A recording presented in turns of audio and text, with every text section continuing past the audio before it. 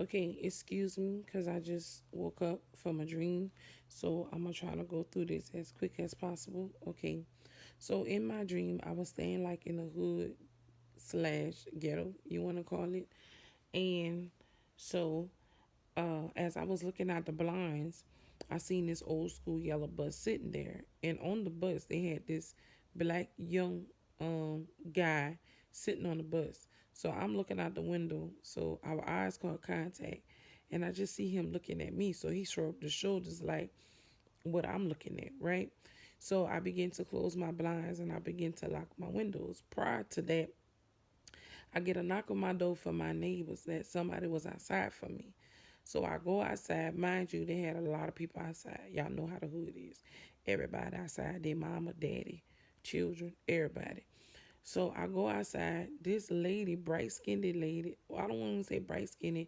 You know how the mulatto people look. She was kind of like mulatto looking, and she was an older woman, and she had a plait in her head, like she had the little swirl thing. Y'all know how we be doing our when we got weave or braids in our head. So she had that in her head, and she brought her whole family, and all of them was outside, all in the street for me. They was waiting for me, and so as I went outside, I started to go up to the lady. Cause ain't no way, y'all, I could have fight all them people. I'm telling you, they would have beat me to the ground. So I go as I getting ready to approach her to tell her I'm sorry, I apologize, whatever happened. Didn't mean to happen. And she started running up to me and da da da da da da da da. And so when she did that, immediately, some way, somehow, God just began to make me prophesy to her, that lady.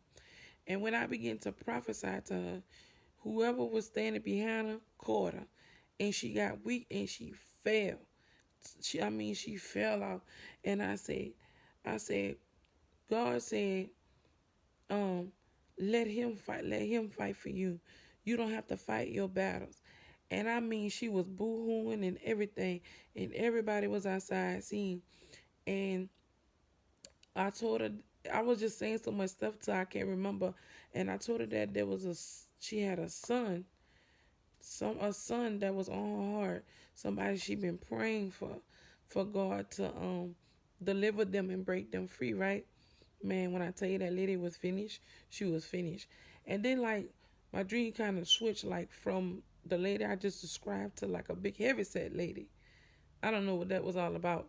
But anyway, she was done. When I tell you God will fight for you, he will fight for you. Listen, ain't no way I could have fight all them people by myself. Then my dream switched again to this young man, young black man. He was young. And I don't know, I must have prayed for him or something. But all I remember is he was in a regular closet. It was all white and he had a suit on. And he had his hands lifted up and he was singing this song. He said, Lord, you've been, no. He said, Lord, you have done wonderful things. And it was so loud and it was echoing, but it sounded like heaven. And oh my God, he began to worship and he just hold his hands like this and he had his head up. And I was standing behind him. I was like, that's right. Worship him. Worship God. And he was just a worshiping. And guess what? My phone, my real phone, rings and woke me up. And as I'm coming out the dream, I can still hear the guy saying, you have done wonderful things. And and I'm getting out the dream and I, finally got up and answered my phone. I thought that dream was interesting because God is something serious. Who gonna come fight you and you ain't got no weapons or nobody on your team to help you? I thought that part right there was so interesting.